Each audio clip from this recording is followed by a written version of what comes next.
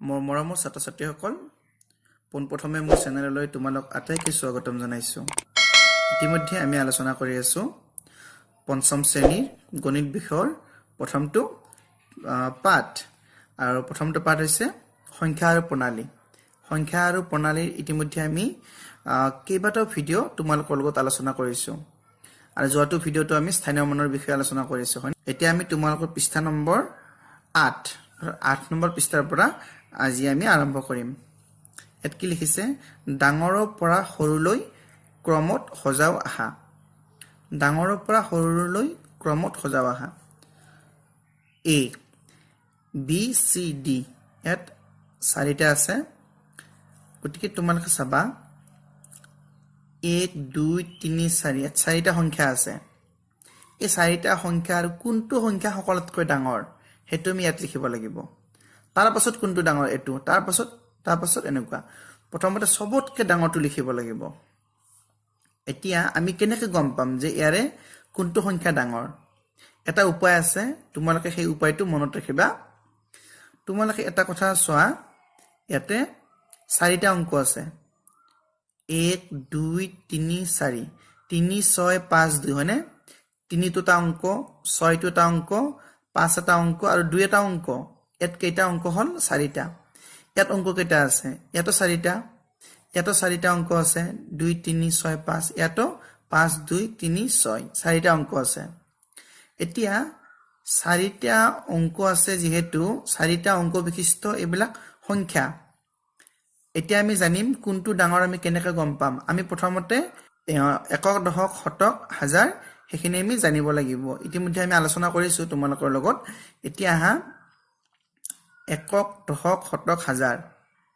একক, দশক, শতক, হাজাৰ। একক, দশক, শতক, হাজাৰ। একক, দশক, শতক, হাজাৰ। গতিকে কোনটো অংকৰ স্থানীয় মান কিমান ইয়াত আমি জানিম, হয়নে? আমি প্ৰথমতে জানিব লাগিব হাজাৰৰ স্থানীয় মান সকলোতকৈ কোনটো ডাঙৰ। তেতিয়া আমি আটাইতকৈ ডাঙৰ সংখ্যাটো গম পাম। ইয়াত চোৱা, ইয়াত হাজাৰত কি আছে? 5। ইয়াত হাজাৰত 2। ইয়াত হাজাৰত 6। ইয়াত হাজাৰত 3। গতিকে এই 6টো ডাঙৰ সবতকৈ। 5 2 3 6 ইয়াত চাৰিটা অংক বিশিষ্ট এইটো সংখ্যাৰ 6000টো সবতকৈ ডাঙৰ। গতিকে হাজাৰৰ ঘৰত যিটো ডাঙৰ চাৰিটা অংক বিশিষ্ট সংখ্যা সেইটোৱে হ'ব সকলোতকৈ ডাঙৰ সংখ্যা। গতিকে সকলোতকৈ ডাঙৰ সংখ্যা কি লিখিম? 6000। এইটো 6325 এটা হল নহয়, এইটো হল। এতিয়া বাকি থকা তিনিটা ডাঙৰ কোনটো? ইয়াত আছে 5000, ইয়াত আছে 2000, ইয়াত আছে 3000। নিশ্চয় 5000টো হ'ব। গতিকে 5000 লিখিম। 5236 হল। এবাৰ এইটো গ'ল। এবাৰ কোনটো ডাঙৰ? 3000টো ডাঙৰ হ'ব। 3 6 5 2। এবাৰ এইটো গ'ল। এবাৰ 2 3 6 5 2365। ইয়াত লিখিবা 2365। এইটো ডাঙৰ, এইটো হল। এতিয়া চাবা নম্বৰ বি, একক, দশক, শতক, হাজাৰ, অযুত। ইয়াতো একক, দশক, শতক, হাজাৰ, অযুত। গোটেইকেইটা 5টা অংক বিশিষ্ট। চোৱা, চবতে 5টা আছে। 5টা অংক বিশিষ্ট সংখ্যা এইবিলাক। গতিকে আমি ডাঙৰটো চাব লাগিব। সবতকৈ ডাঙৰ কোনটো হ'ব? গতিকে ইয়াত আছে, এইটো হাজাৰত কি আছে? 96। বা অযুতত 9 আছে। ইয়াতে অযুতত 6 আছে। ইয়াতে অযুতত 9 আছে। ইয়াতে অযুতত 6 আছে। গতিকে 6 থাকিলে সৰু হ'ব। কিন্তু ইয়াত 9 আছে আৰু ইয়াতো 9 আছে। কিন্তু এইটো আৰু এইটো এতিয়া কোনটো ডাঙৰ হ'ব? এইটোত আছে 9 6 96। এইটোতো 9 6 96। একেই সমান আছে, হয়নে? কিন্তু ইয়াত পাছত শতকতটো 3 আছে। একক, দশক, শতক। নেক্সট শতকত 3 আছে। ইয়াত শতকত 3 আছে। তথাপিও সমান, হয়নে? তাৰপাছত ইয়াত আছে 0, ইয়াত আছে 2। 2টো 0তকৈ ডাঙৰ। গতিকে এইটো সবতকৈ ডাঙৰ হ'ব। ইয়াত লিখিবা 96320। ঠিক আছে? তাৰপাছত এইটো গ'ল। এবাৰ কোনটো ডাঙৰ হ'ব? 96 আছিলে, এইটো 96। এই দুটাটো নাইয়ে, গতিকে নেক্সট এইটো হ'ব। 9 6 3 0 2 তাৰপাছত এবাৰ এইটো ডাঙৰ হ'ব নে এইটো ডাঙৰ হ'ব চাবা ইয়াত 6 আছে ইয়াতো 6 আছে ঠিক আছে ইয়াত 9 আছে ইয়াতো 9 আছে ঠিক আছে ইয়াত 3 আছে ইয়াত 2 আছে গতিকে 3 টো ডাঙৰ গতিকে এইটো ডাঙৰ হ'ব 6 9 3 0 2 এটো গল নেক্সট এটো হ'ব 6 9 2 0 3 তো ছাত্ৰ-ছাত্ৰীসকল মই তোমালোকক এই দুটা তোমালোকক বুজাই দিলো এতিয়া আমি বেলেগ এটি এক্টিভিটিলৈ যাও এই দুটা তোমালোকে নিজে কৰিবা ঠিক আছে আৰু তোমালোকে যদি কিবা বুজি নোপোৱা মোক কমেন্ট বক্সত কমেন্ট কৰিবা ঠিক আছে তাৰ পিছত এতিয়া আমি আহো এটো এক্টিভিটিলৈকে তলৰ অংকবোৰ ব্যৱহাৰ কৰি 5 অংক বিশিষ্ট আটাইতকৈ ডাঙৰ আৰু আটাইতকৈ সৰু সংখ্যাটো লিখোৱা আহা এটা চাবা এত কি দিছে নাম্বাৰ এ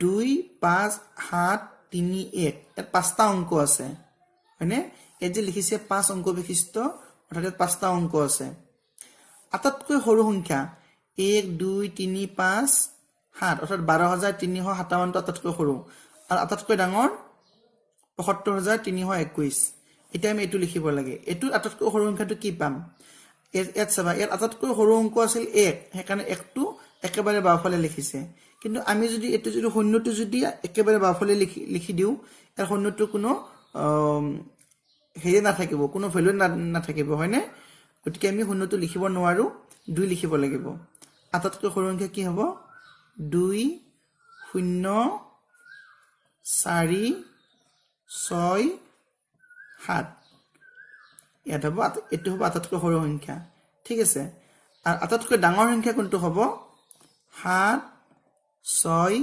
4 2 0 ঠিক আছে এটো হ'ব আটাইতকৈ ডাঙৰ এতিয়া মই তোমালোকক সি নম্বৰটো কৰি দিম তোমালোকে ডি টো নিজে কৰিবা সি নম্বৰটো আটাইতকৈ সৰু হ'ব 1 2 3 4 6 এটো আমি কেনেকৈ পঢ়িম 12346 এটো হ'ব 6 4 3 2 1 64321 ঠিক আছে গতিকে এটো ডি নম্বৰটো তোমালোকে নিজে কৰিবা এতিয়া আহা বেলেগ এটা এক্টিভিটি লৈকে তলৰ আঁচ দিয়া অংকবোৰৰ স্থানীয় মান লিখোৱা আহা আমি স্থানীয় মানৰ বিষয়ে ইতিমধ্যে আলোচনা কৰিছো ইয়াত চাবা একক দশক শতক হাজাৰ অযুত পাঁচটা অংক বিশিষ্ট এতিয়া আঁচ ক'ত দিয়া আছে 4 দিয়া আছে আৰু গতিকে 4 কি লাগিব মোক স্থানীয় মান লাগিব 4 স্থানীয় মান কিমান হ'ব 4000 একক দশক শতক হাজাৰ হয়নে গতিকে 4000 4 আমি এনেকৈ লিখিব পাৰো হতাকাৰে হাও বৰ্গ জটাকাৰে জাৰ আৰু হাজাৰ কিন্তু আমি এনেকৈ ডাইৰেক্ট এনেকৈ সংক্ষিপ্ত ৰূপত লিখিব পাৰো ঠিক আছে 4000 4 স্থানীয় মান 4000 ইয়াত শূন্য শূন্য স্থানীয় মান কি হ'ব একক দশক শতক হাজাৰ শূন্য স্থানীয় মান 00000 গতিকে 00000ক আমি কেনেকৈ লিখিব পাৰিম শূন্য লিখিব পাৰিম 00000 মানে কি 00000 মানে শূন্যই হয় ঠিক আছে ইয়াত 9 কিমান হ'ব স্থানীয় মান একক দশক শতক হাজাৰ অযুত অযুত হলে এটা হ'ব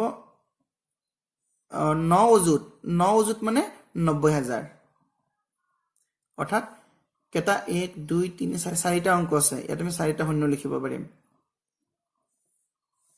অৰ্থাৎ ইয়াত হ'ব 90000 9 স্থানীয় মান কি হ'ব 90000 ঠিক আছে বা 9 অযুত বুলি ক'ব পাৰা তোমালোকে বা 90000 বুলি ক'ব পাৰা এতিয়া হা এটো 8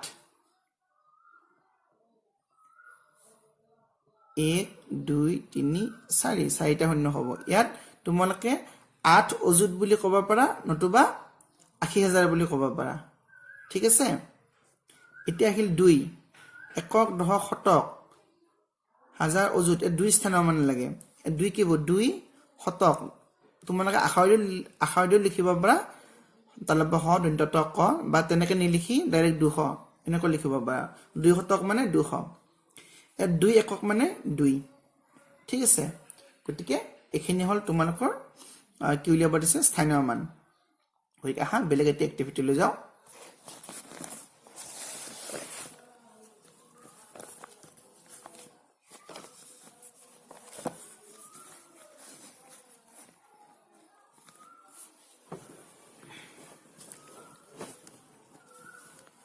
ইয়াত চাবা সংখ্যা দুটা তুলনা কৰি খালী স্থানত উপযুক্ত এটু কয় গ্ৰেটাৰ দেন এটু কয় লেছ দেন বা সমান চিন বহুৱাও আহা চাবা এটু বুজাই ডাঙৰ এটু বুজাই সৰু এটু বুজাই সমান ঠিক আছে এতিয়া ইয়াত আছে এটু কৰি দিয়া আছে চাবা 38640 এটু সৰু এটু মানে চিন বুজাই সৰু এটু কাটকে সৰু বুজাইছে 48694 ঠিক আছে এতিয়া তোমালোকক কৰিব দিছে এটু চাবা এটু কোনটো ডাঙৰ তোমালোকে এটু ইয়াতকে ডাঙৰ না সৰু এটু আমাক কৈছে এটু আছে 10243 এটু আছে 11000 গতিকে 11000 টো ডাঙৰ হ'ব হয়নে এটু সৰু হ'ব সৰু চিন কোনটো এইটো এড দিবা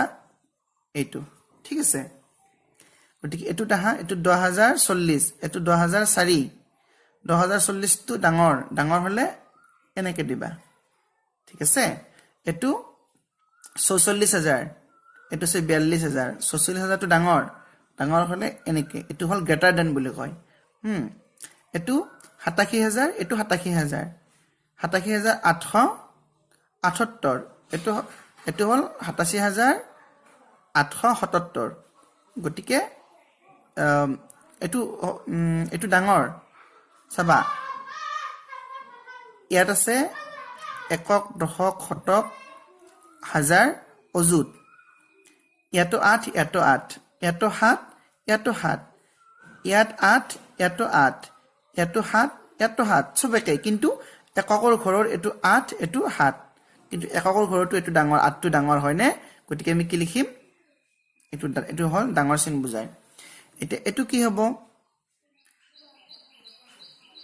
এটু সবা এটু সমান 32098 32098 এটু একে হলে সমান লিখিবা ঠিক আছে এটু 60060 এটু গতিকে কোনটো ডাঙৰ হ'ব 600 টো ডাঙৰ এটু সৰু হলে কি দিব লাগিব এটু দিব লাগিব হয়নে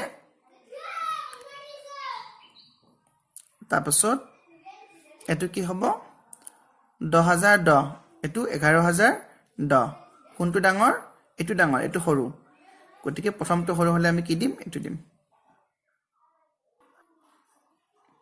গতিকে ছাত্ৰ ছাত্ৰীসকল যেতিয়া আমি স্থানীয় মান জানিলে তেতিয়া আমি কোনটো সংখ্যা ডাঙৰ কোনটো সংখ্যা সৰু আমি অতি সহজে উলিয়াব পাৰো উদাহৰণ স্বৰূপে আমি এটু কথাই ক'ব পাৰো হয়নে ইয়াত অযুতৰ ঘৰত 8 ইয়াত অযুতৰ ঘৰত 8 হাজাৰৰ ঘৰত 7 হাজাৰৰ ঘৰত 7 ইয়াত শতকৰ ঘৰত 8 ইয়াত শতকৰ ঘৰত 8 সব একেই আছে ইয়াত দশকৰ ঘৰত 7 ইয়াত দশকৰ ঘৰত 7 ইয়ালৈকে একে তাৰ এককৰ ঘৰত 8 ইয়াত কিন্তু এককৰ ঘৰত 7 হেকাৰণে 8 টো 7 তকৈ ডাঙৰ হেকাৰণে আমি ইয়াত লিখিম গ্ৰেটাৰ দেন এটু ডাঙৰ ঠিক আছে গতিকে ছাত্ৰ ছাত্ৰীসকল মই পৰৱৰ্তী ভিডিও এটা আকৌ তোমালোকৰ বাবে বনাই আছো গতিকে তোমালোকে চাই থাকিবা এতিয়া ভিডিওটো মই ইমানতে সামৰিছো তোমালোকৰ যদি ভিডিওটো ভাল লাগিছে তোমালোকে ভিডিওটো লাইক কৰিবা আৰু তোমালোকৰ বন্ধু-বান্ধৱীসকলক শ্বেয়াৰ কৰিবা যাতে তেওঁলোকৰ ভিডিওটোৰ পৰা অলপ হলে উপকৃত হয় লগতে যিসকল ছাত্ৰ ছাত্ৰীয়ে নতুনকৈ আজি মোৰ ভিডিওটো চাইছা তোমালোকে চেনেলটো সাবস্ক্ৰাইব কৰিবা যাতে আগলৈও এনেকুৱা ধৰণৰ ভিডিওবোৰ পাই থাকা